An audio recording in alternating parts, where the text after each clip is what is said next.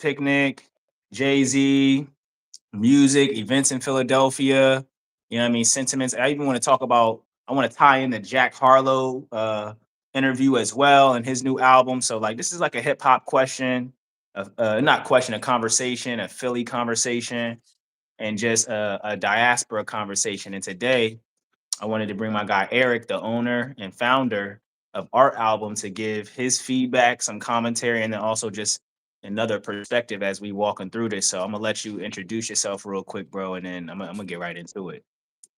Yeah, I'm Eric Wright, Eric Wright, owner of Art Album, and yeah, I just be trying to help out local artists, and yeah, so that's pretty much me and what I do.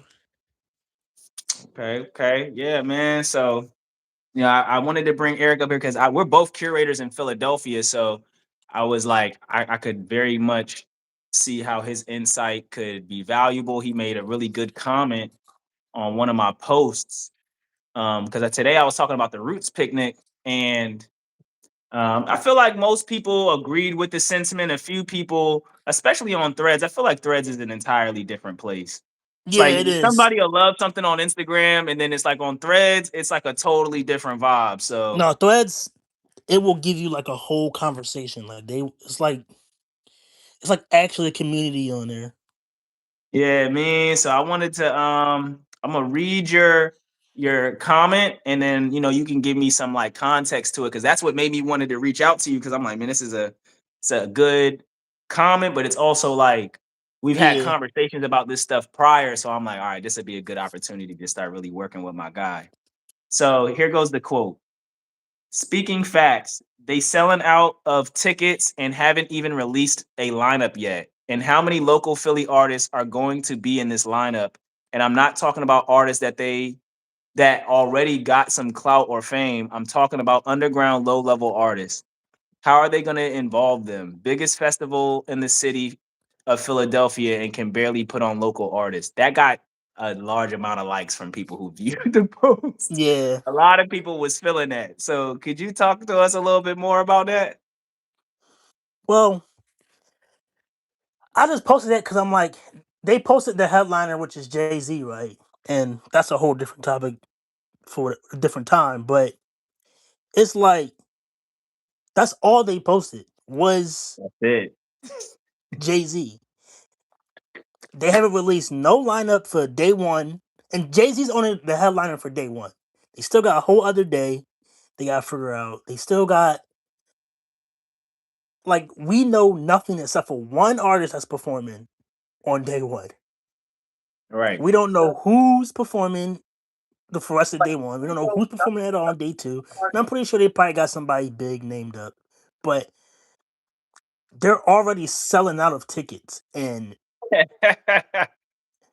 it's just one person.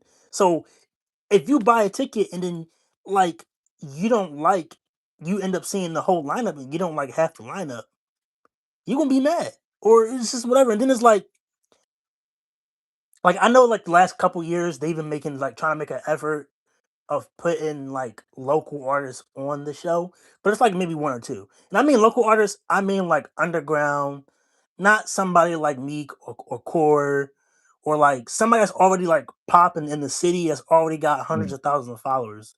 Like they need to be putting on artists that have maybe only a couple hundred, not a couple hundred, like a couple thousand, maybe 10, 20, 30,000. Somebody that's like could use that boost from being on the festival. Yeah, man. It made And me when you just said it made me think of talent scouting. It's like it doesn't even seem like they talent scout or like do their due diligence to like seek out, because like you said, someone could have a couple hundred followers even and be super talented. I think that would yeah, be remarkable. You know what I mean? Digging deep like that. So like what you're saying, it's like they definitely haven't shown any interest in doing that. They just go for, who are more of the relevant names.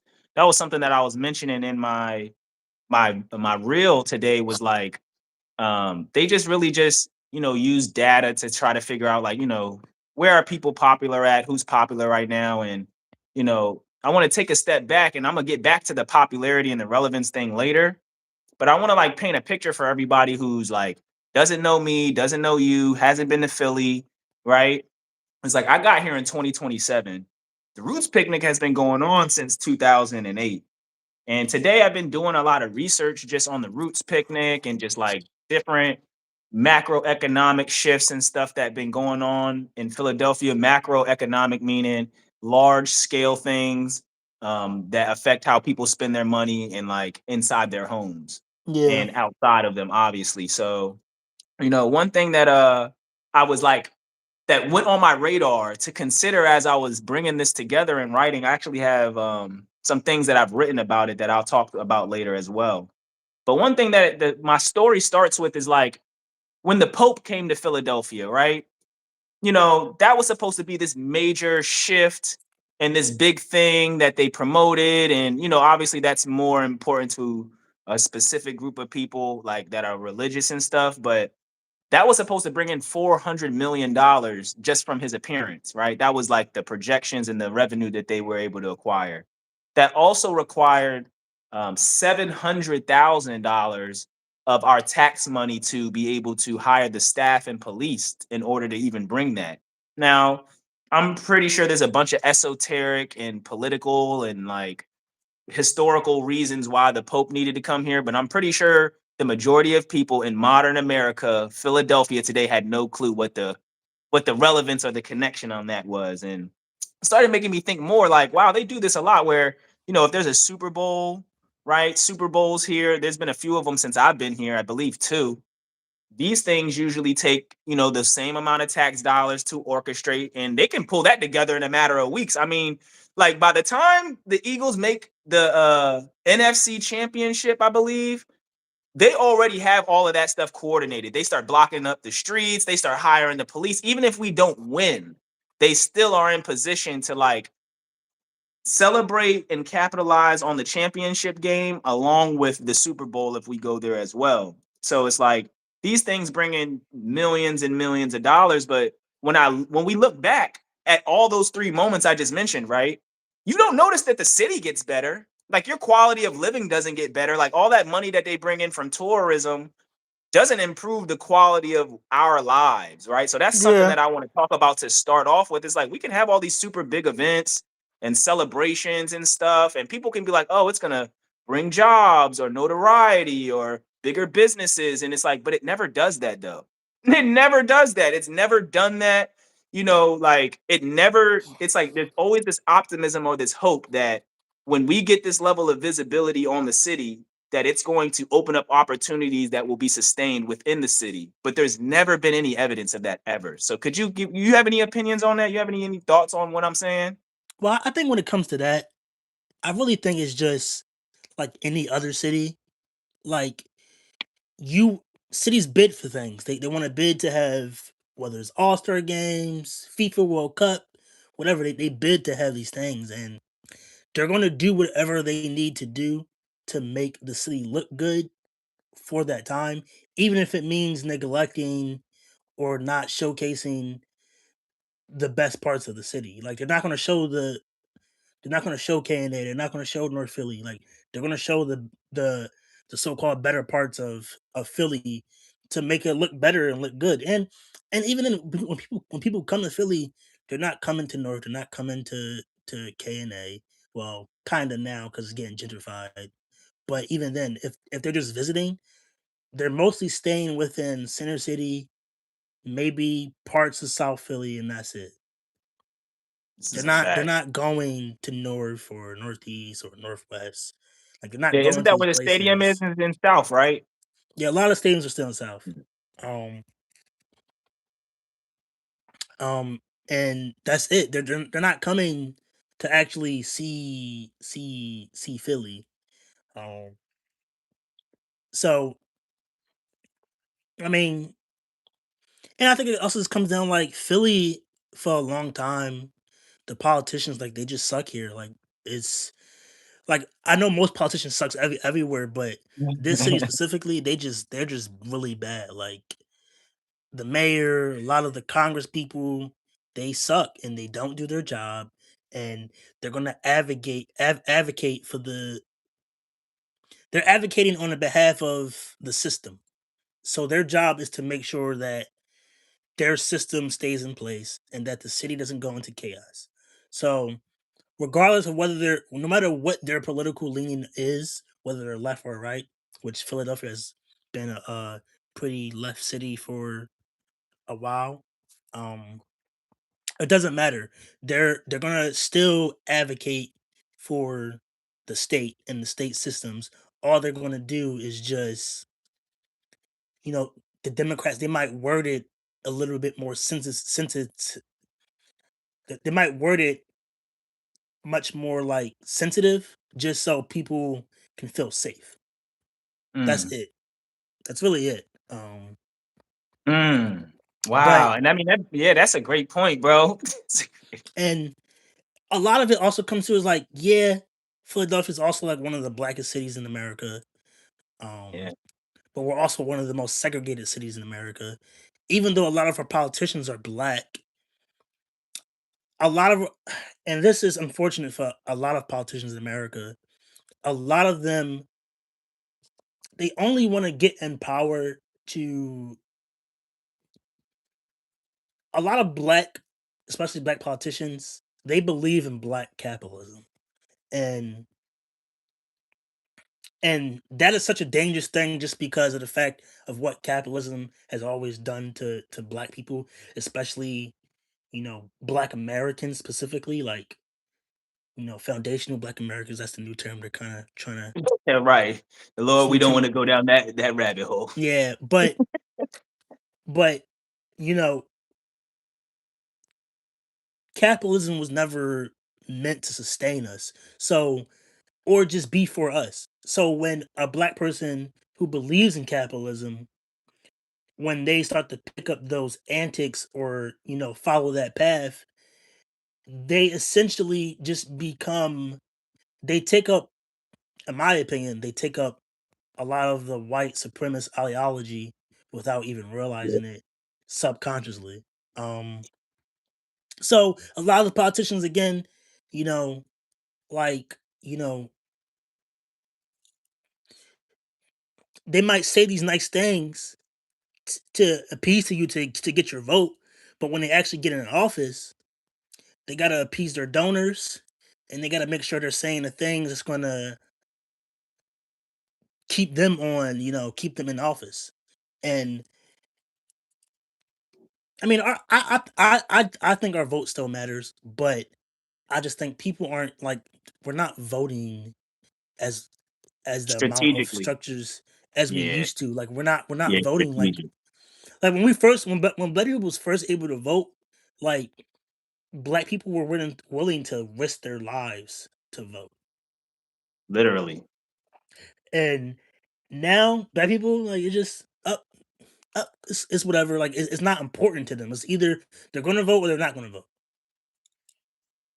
And I think we've gotten comfortable with just the point we're at in society. Like I think we forget, not forget, but I do think like it is a bit of like just forgetting like what our people went through. Like it was only 60 years ago, like where we could not vote.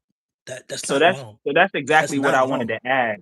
That's exactly what I wanted to add, right, to your point. You had mentioned something important about the just the political leanings, which is like Philadelphia has been, I'm reading it right here. Philadelphia has been under Democratic Party control for over 70 years. The current era of Democratic mayoral dominance beginning in 1952, right? Prior to that, it was Republican held for 67 years. That's very interesting, if I might say so myself. Like, and the condition for Black people doesn't look very much different at all, right? From the Great Migration when Black people got here to now, that's 130 years of political officiating. That would be 1920. My grandparents were born then. It's not really that different. We're still disenfranchised. We've Well, lost a lot more ownership or things, and mostly what I would say is like, um, like you said, there's like a safer environment. Like people are not overtly Jim Crow, lynch you, yeah. racism kind of vibes, but systemically, you wouldn't know the difference between then and now. I mean, for me personally, again, like I said, like I don't think like whether it's ran by a Democrat or Republican is also kind of still the same thing.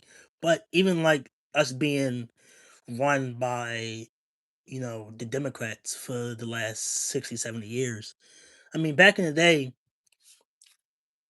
the Republicans, they used to like the parties had switched back in the day.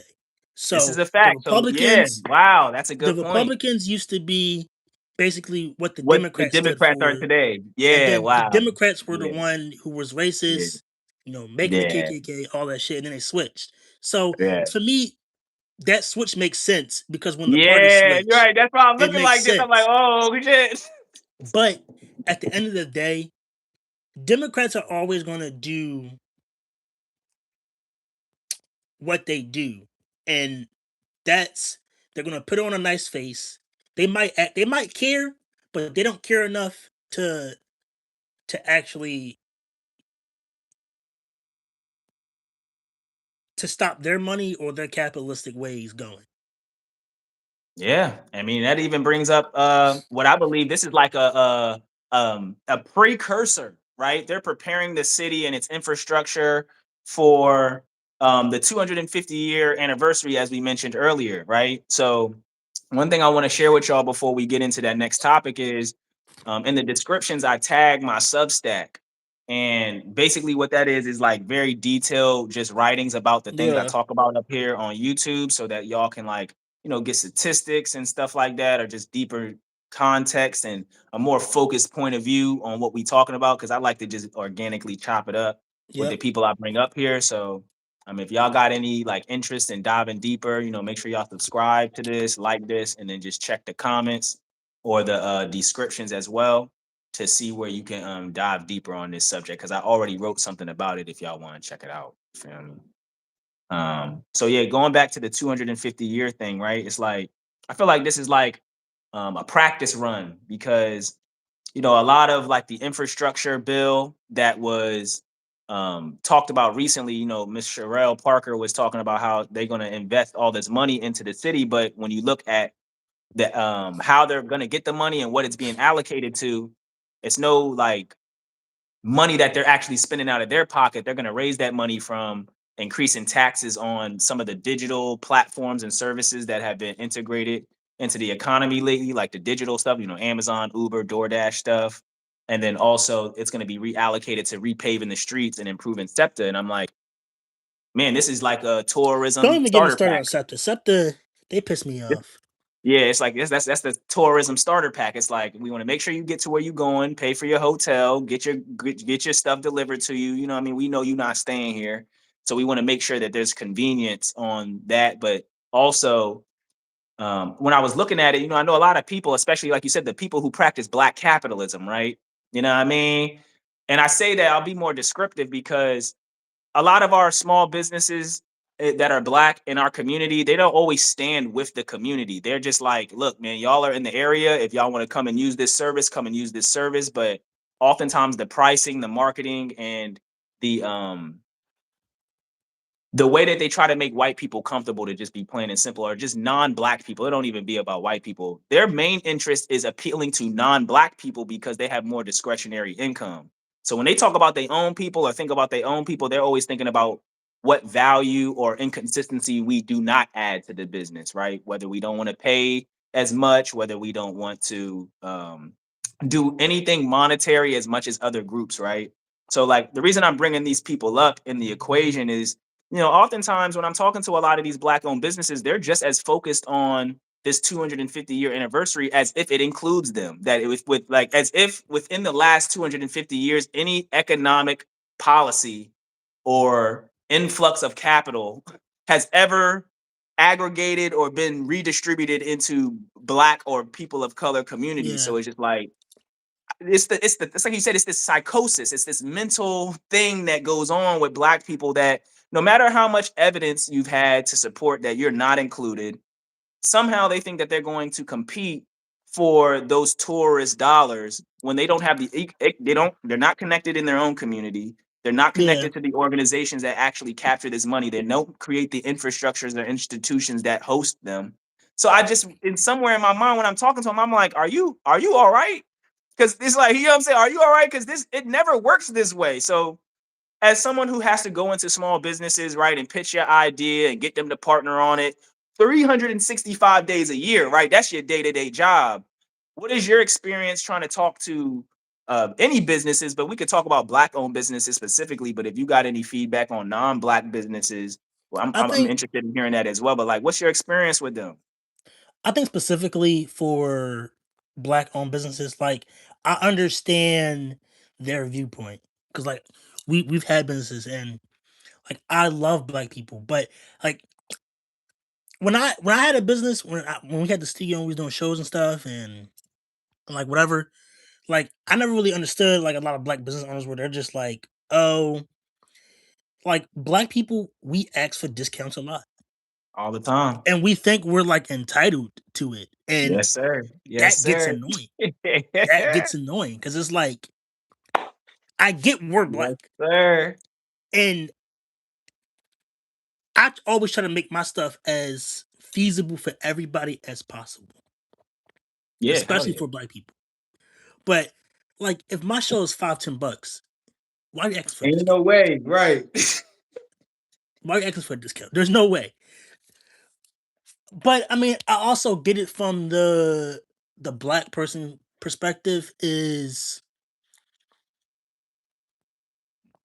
a lot of these shows are pricey, so it's like, why not? Why not ask? But I get both sides to it. But I also just think nowadays, like it's just like black people, like especially black business owners, they're more focused on survival than funding because again, a lot of these funding we're not getting the funding that we properly need, and it's not like we're in segregation where you know during segregation times you were essentially forced to shop with your people. So that money was circulating within our communities because it was being forced to. But you It was just said being something that I've been telling these Black business owners in private, right? Is like your offer does not compete with the yeah, mainstream offer. So that's the problem that I'm seeing is you better off pricing it and engaging with your people directly, because if you try to compete with a World Live Cafe, if you try to compete with a Underground Arts, if you try to compete with a Met, your facility is nowhere near it. You can't command the same dollar. yeah, You can't command the same dollar. Like, so if they're charging 25 per person and 25 for parking and 25 for a plate of food, you can't do the same thing. You don't got what they got. yeah, And this and is the problem I have with Black owned businesses. Like, if your offer was better competitively, other groups of people would give you the money. A lot of people would just give you the money if your service was as good. So it's like, I know people who charge $10,000 to make the kind of content I create to go into businesses, right? But they're also bringing in drones, gimbals, a staff, yeah, transportation, brand strategy. I mean, they're bringing so much that it's like when you talk to the average Black person who wants to do your content, they barely want to even start up a Stripe. They don't have hmm no digital Google presence. They don't have no following. They don't have nothing.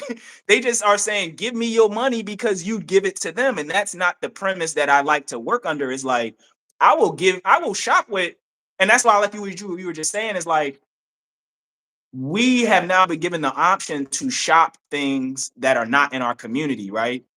And so that's part of, like what you said, that's just the capitalism of it all. That's not racial.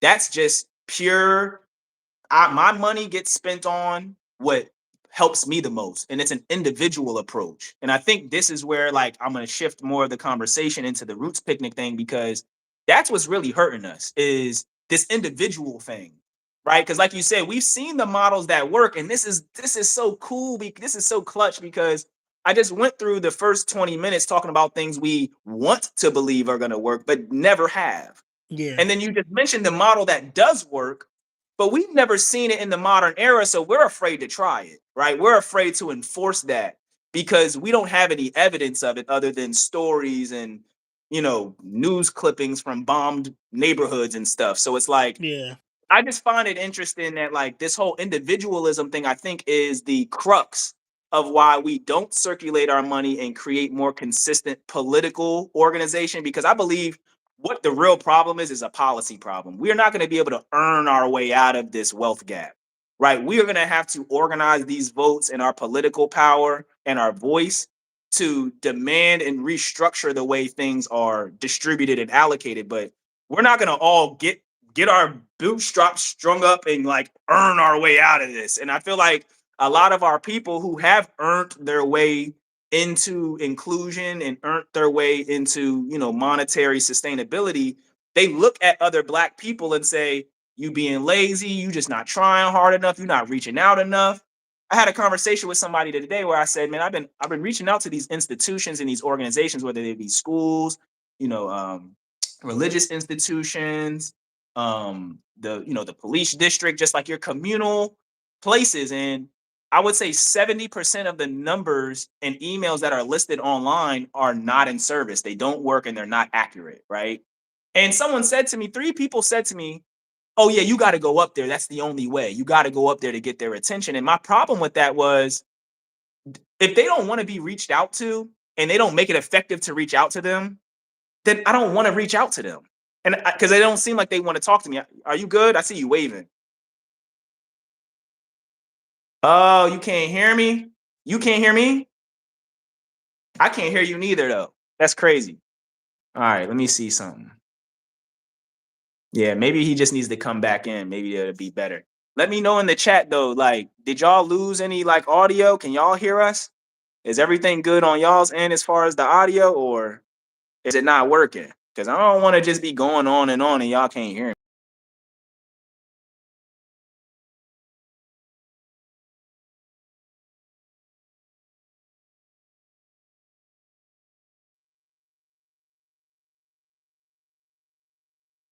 Yeah. I had to climb out real quick. All right, yeah. Hopefully everything's still all good. Yeah. All right. Yeah, You good? You hear me? yeah, I can hear you now.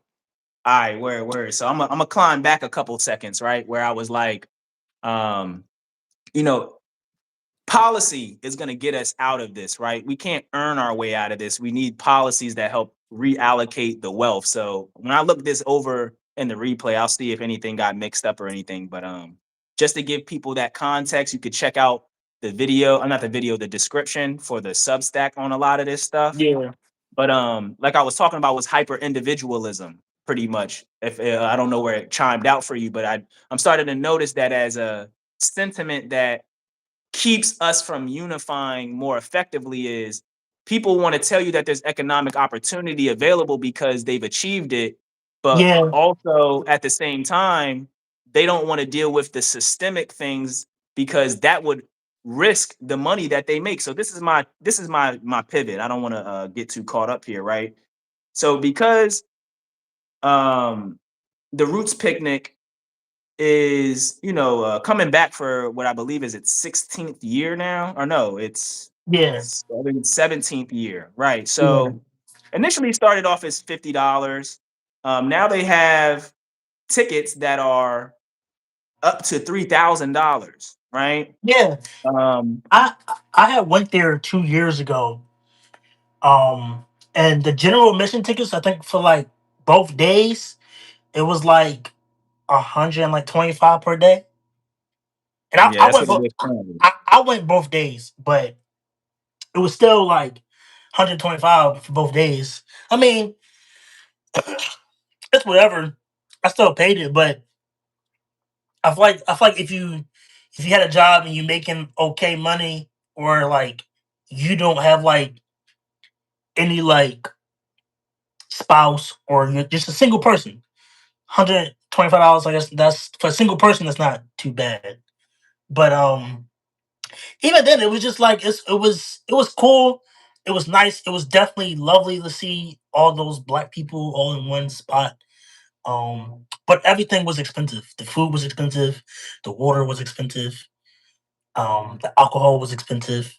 You had to spend like a lot of money just to even like Exist there. enjoy, really enjoy the day. But So thank you I for mean, mentioning that because I have a few statistics that I went on threads with just to like highlight the gap of yeah, what is actually occurring here because we all are just black. We all hang out with Yeah. each other. We oftentimes, and as black people, we certainly don't talk about money. We don't talk about how much money we're all individually making, right? That's a very big taboo. And I'm somebody who's always willing to like dispel that and always share like what I'm making. So Yeah. I'll use myself for an example, right? I probably make anywhere from maybe about $1,500 to $2,000 a month. So it's like I Yeah. live well below the poverty line, right? But I'm Yeah. actually was actually given tickets to the Roots picnic because I'm a person of influence.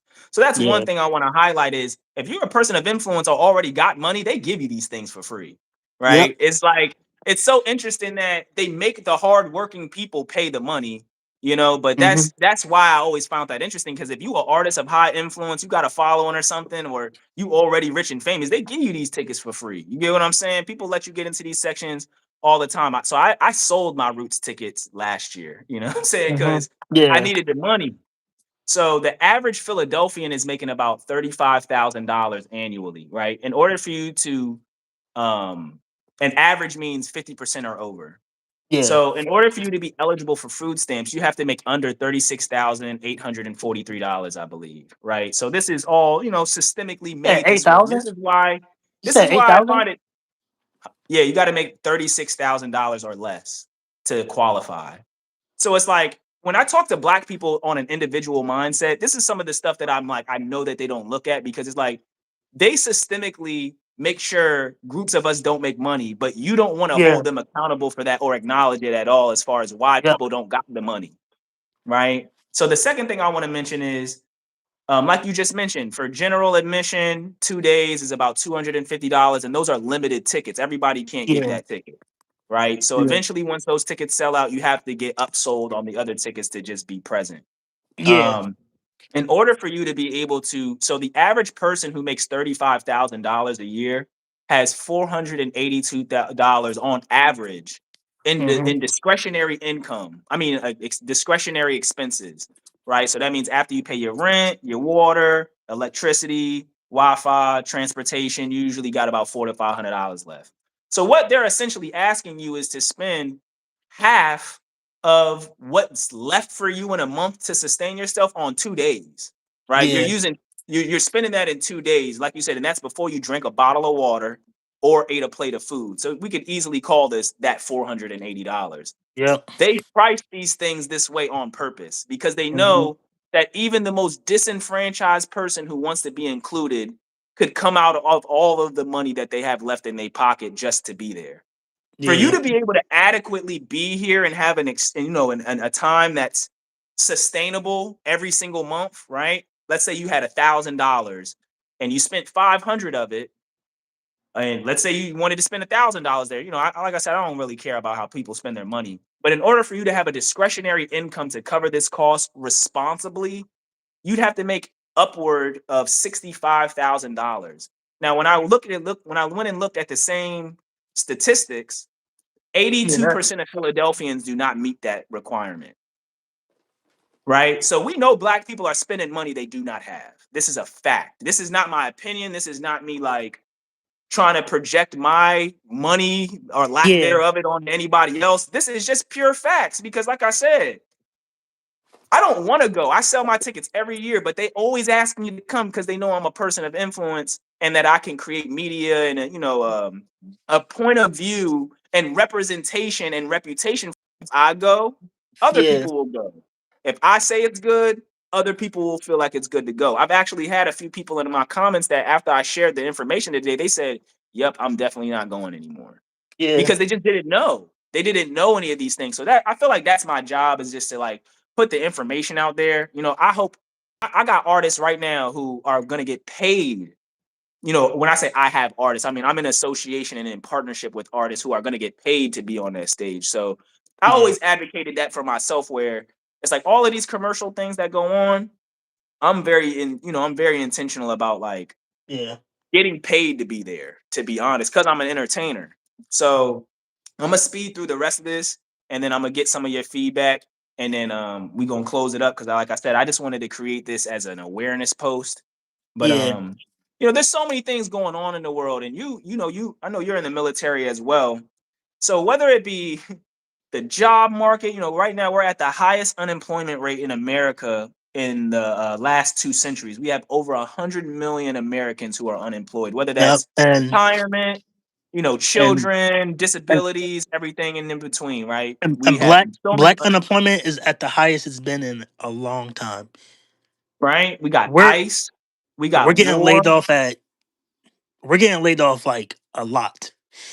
you know, we got Palestine, Congo, Venezuela, right? We got Hmm. all these global atrocities going on. And I got people on threads and in my comments calling me broke because I don't want to go to a festival, right? So I feel like this was like the highlight of the whole thing as I've talked about it and expressed myself is like this black individualism is like very, very cancerous to the community, right? Yeah, Because you it got black is. people who will humanize, empathize, and open their mouths and create a voice and an advocacy for every group of people in their injustices and hardships.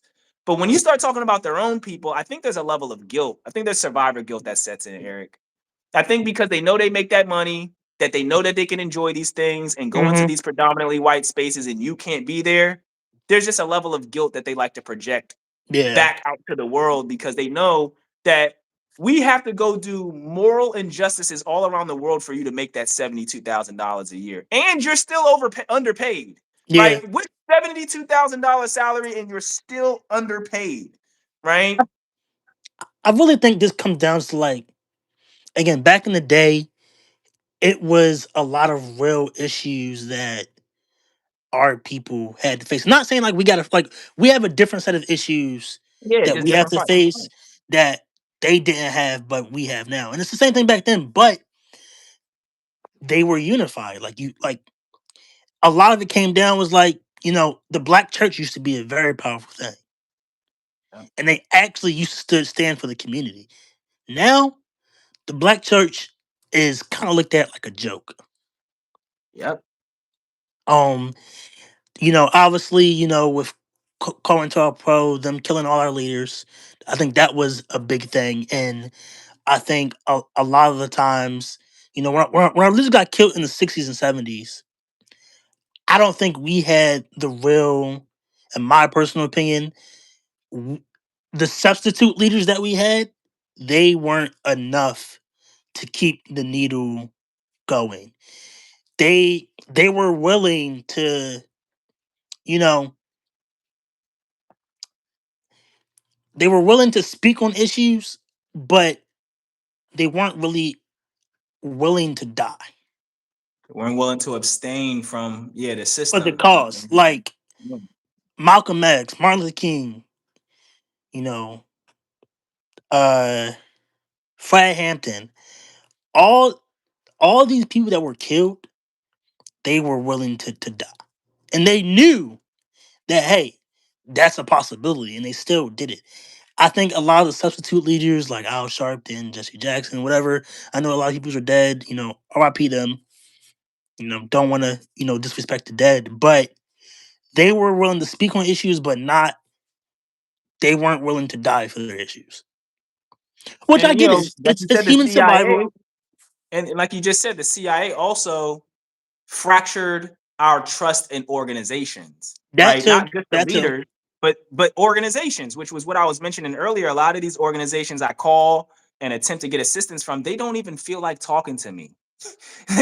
They don't even be wanting to engage with people because they know they're in a position that is basically they're paid to not advocate and pursue change, right? Yeah.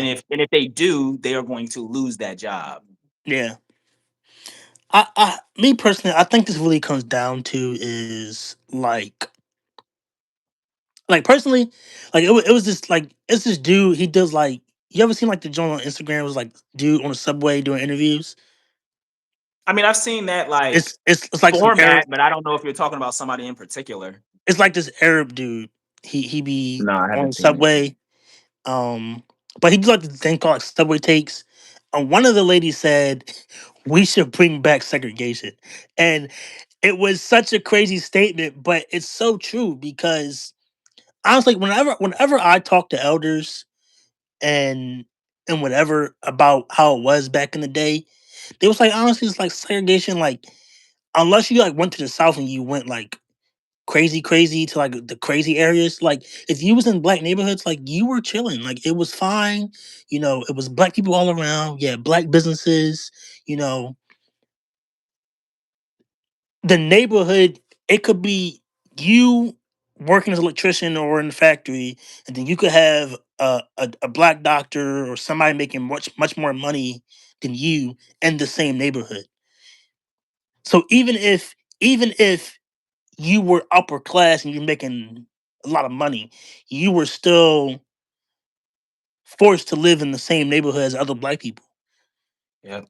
to to Wow. to, to know your place. So it Yeah. was a real strong sense of community then than it is Yeah. now. Now you get rich, you automatically want to leave the hood. Me Instantly. personally, me personally, like I have no problem with the hood. Yeah, like yeah, it might look run down, whatever, and like, but half the time, like people be scared of the hood. I'm like, half the time, bro, the hood really isn't that bad. And It you know really what's so isn't. crazy? I was just laughing at my friend today. I said, we got Philly's supposed to be the scariest street place ever, right? But these nerds will put these gangsters in jail so quick. These nerds will create policy, they will create Yeah, propaganda. Like these nerds are way scarier. Like yeah, I've not seen a bunch of gang members knock down housing for hundreds of people. I've never seen gang members over police a community. I've never seen gang members deport people, right? These nerds, these politicians, these people with degrees, bro, they are like something else. They are something that's who I'd be afraid of. When I walk down listen, the street and I see a public official, that puts fear in my heart. it's one of those things where like I know a lot of people nowadays aren't religious or whatever or don't believe in God. It took me a long time to get back to believing in God and stuff, but like the Bible says, the root of all evil is money, and all these people care about is their money. Yo, real All they rap. care, I'd be like, and yo. they're willing to do any and everything to get that money. They don't care who they got to deport. They don't care who they got to displace. They don't. They don't care.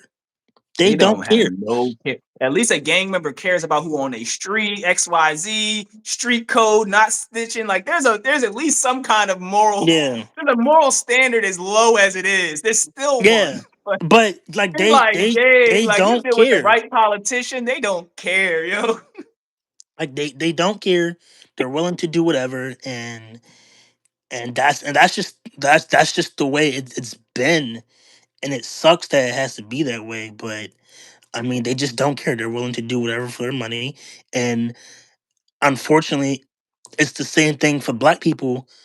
A lot of black people are willing to do anything for money, but it's not coming from a greedy standpoint. Well, some are, but a lot of it is coming from a survival standpoint. Like, hey, the more money a lot of black people think, and I don't know why we still think this way when it's so much stuff that still comes out today that just disproves that.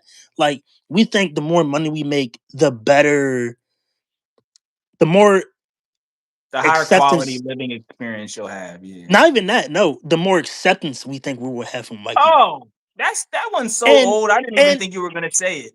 no, That but one's so, it's but it's real though. It's relevant. black It's people relevant, bro. still act that way, and it's like, bro, it don't matter what we do. Like just 2 3 years ago, when Ryan Coogler was trying to check out, when he had that bank situation where he was trying to check Yeah. out the money, like withdraw the money, and he made a note and he handed it to the bank teller, and she called the police on him.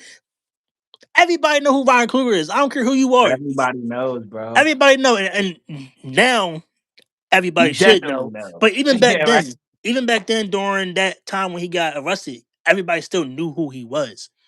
Yeah, man. And You know, that's that real man's rap. making millions of dollars. Like it don't Billions. matter how rich you are, they still going to treat you like a piece of shit.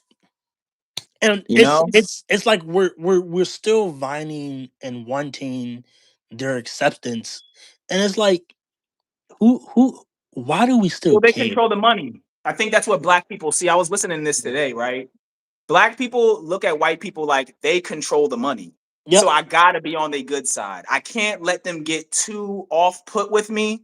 I need their acceptance. I need to be where they can go because those are the people with the access to the money. Now we just talked about it for about 20 minutes. They're never going to give you access to enough capital to shift the quality of life or, the experience for your people, but they'll pay you as an individual though. And I think that's how people look at it. They're like, you know what I'm saying? They just be looking out for themselves. It's a very hyper individual look at life, right?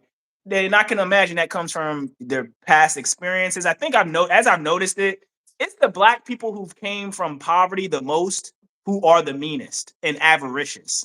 I would have Hmm. thought, obviously the people who come from it and they want to maintain their status and they don't want to go back to the hood and all, but that going back to the hood demon is what I think really perpetuates a lot of this hyper individual. It's the fear of being put back into the place that you knew you came from because you know how hard it is.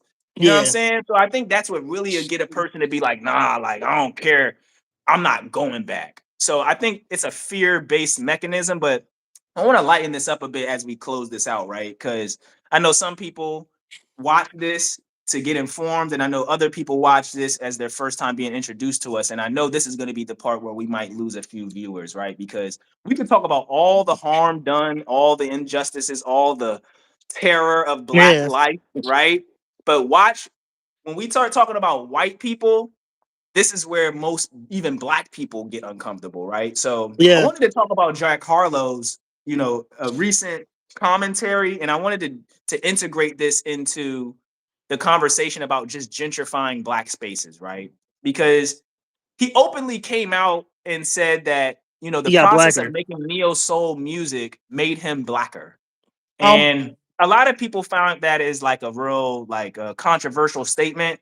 But because I kind of have affluent black people yeah, in proximity to whiteness ears, kind of hearing what he meant to say, I believe, if I'm to give it any um acknowledgement, is I think he meant to say that it made his ability to be diverse or the acclimate he had in music more diverse. I think it's what he's meaning to say is black music made him better, right? But instead of saying black music made me blacker, he, instead of saying black music made me better, he made it makes me blacker. And I I think a mean, lot of times because of inherent prejudice and sometimes racism, white people have a hard time admitting that black things make them better people, right? That it humanizes them. It gives them a broader spectrum on life. And they look at it more like just culture. They don't look at it like intelligence. yeah, I It's just mean, like it's a culture apparatus to them. if I'm being honest, I don't really know what he meant to say by that, but I just think the reason why it caused an uproar is because we see this a lot. Perfect examples like MGK or Post Malone. When they first started, they started as hip hop, and whether they knew it or not, or whether they was just fans, hip hop at the time was the biggest, has been the biggest music genre since the early 2000s. Yeah. So, and it's not a lot of white people that do hip hop, and they knew. I'm pretty sure they knew. Hey, if they could get in this platform and get them a launch, hip hop to Post Malone and MGK was a launching pad for their careers. Post Malone went country, and then MGK went I don't know, fucking pop or whatever. Yeah, yeah, yeah, yeah. But a lot of artists, even if you go back into the 40s with what's her name?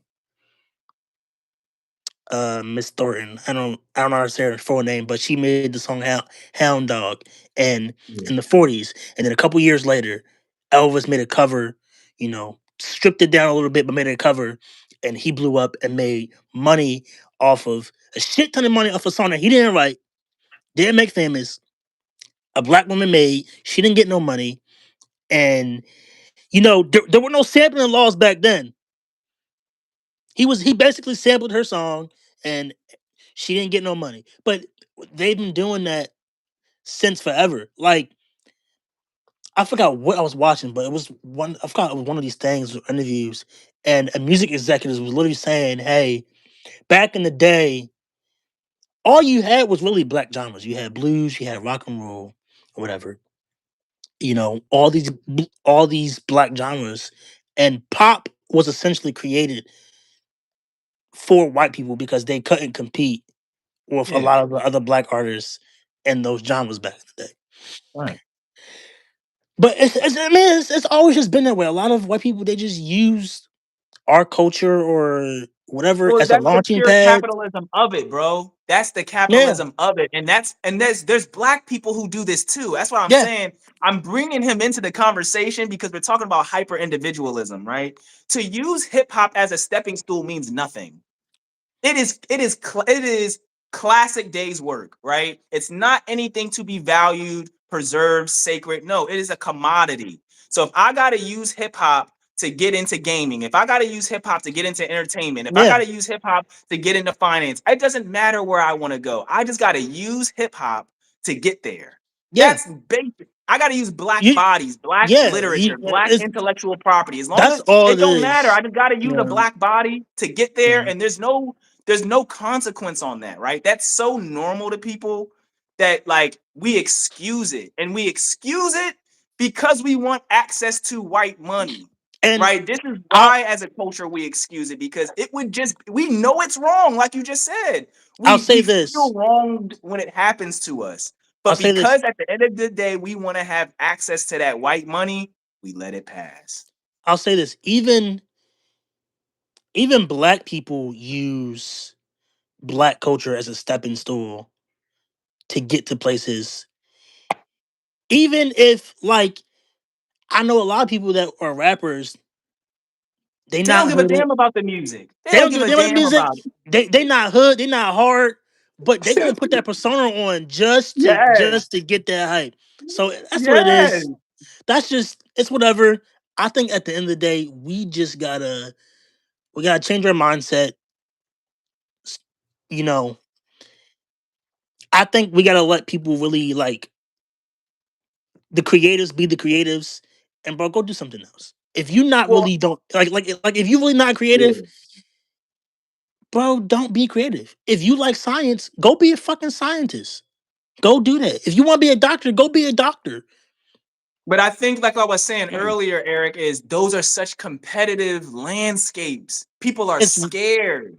it's They really be not though. scared. It's not I mean, I competitive. know it's not true. That's It's why not Asian people and competitive. Indian people dominate it now. Like, I know it's It's not not. true, but It's I not think that's how our competitive. mind is. It's not competitive because we don't do it. That's what I'm saying. Yeah, niggas don't try. Right. We're saying the And same thing. Like, they a, not a lot, trying.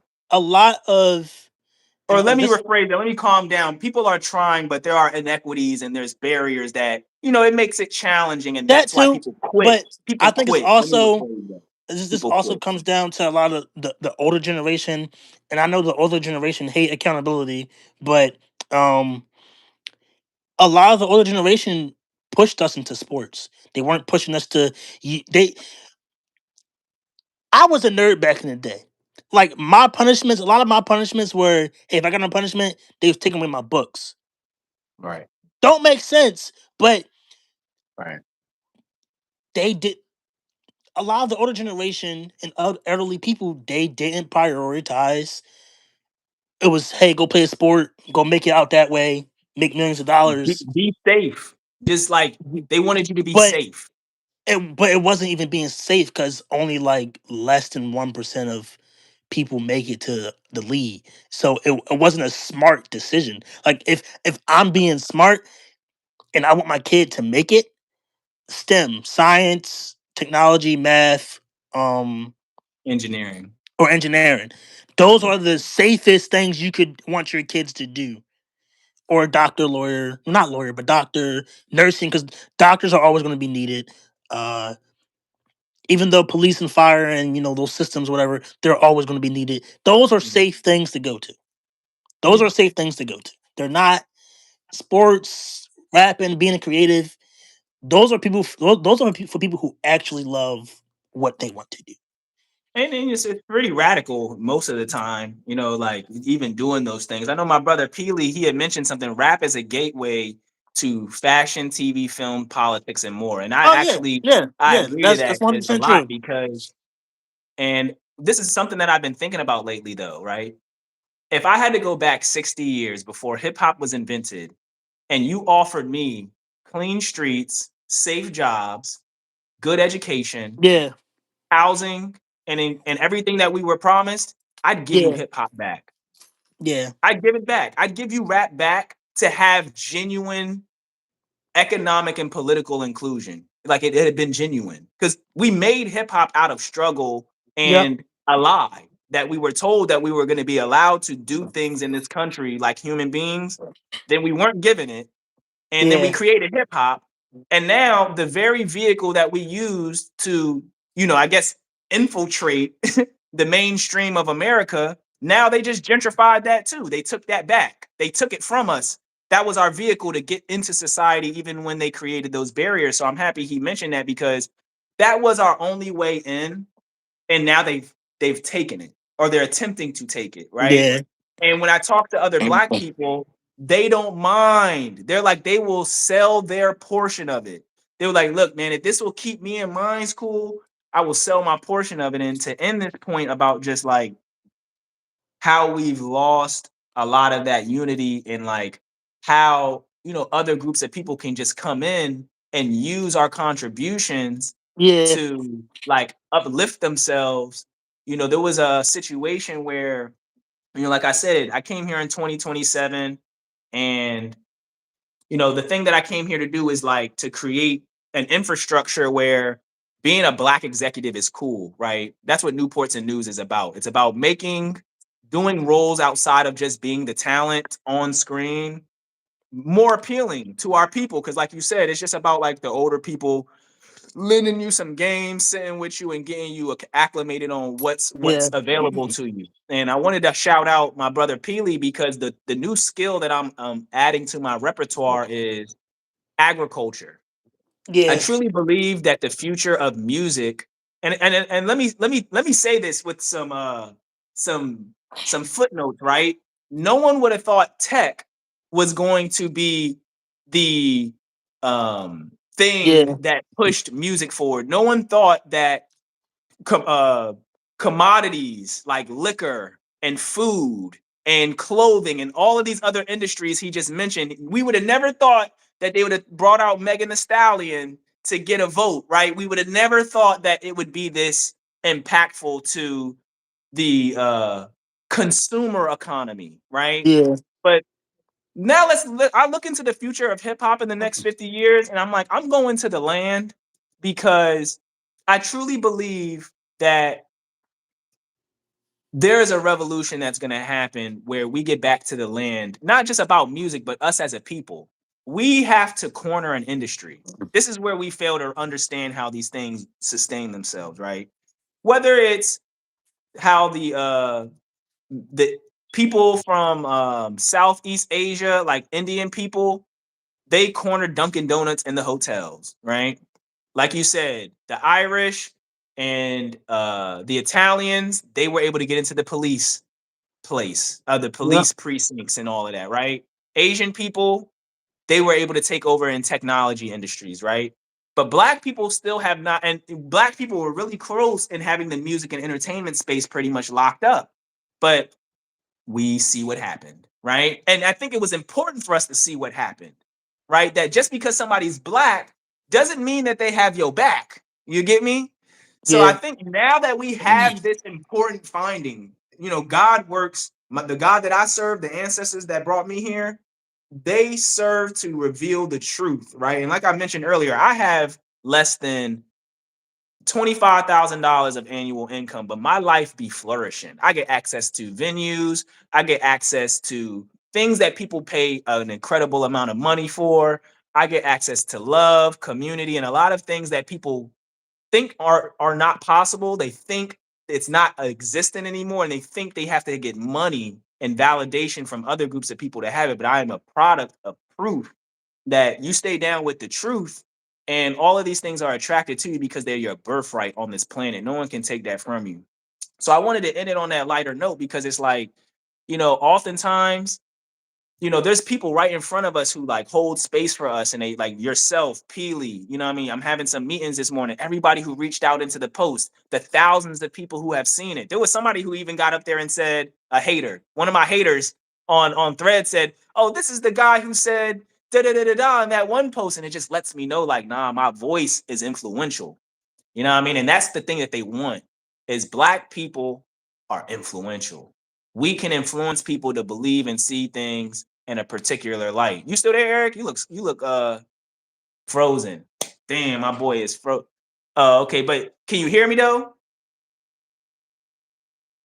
Oh, okay. Well, y'all let me know in the comments if y'all can hear us though. Hold on. Yeah, I don't know. I can't hear Eric no more. I gotta see what I can do real quick.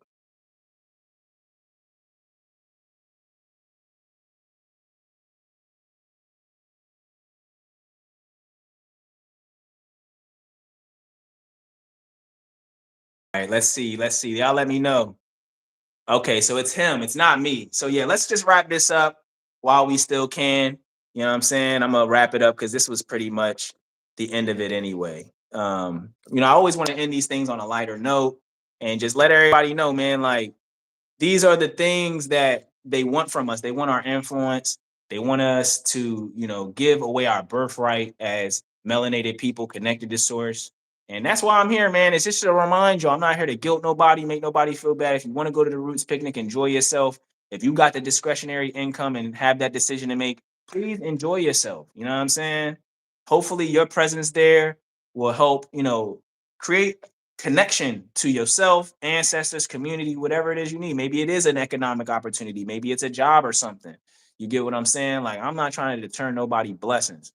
But what I would like to say is, as Black people, we need to work on not shaming one another. And I'm pretty sure if you're here, you're not one of them. But I do know my haters be creeping in sometimes. But as I was saying before, you know, sometimes it's important to give somebody something to hate on because you never know. Like, might change their mind one day. So that's all I got for today. I'm out of here. Bless up. And I'll see y'all another time, man.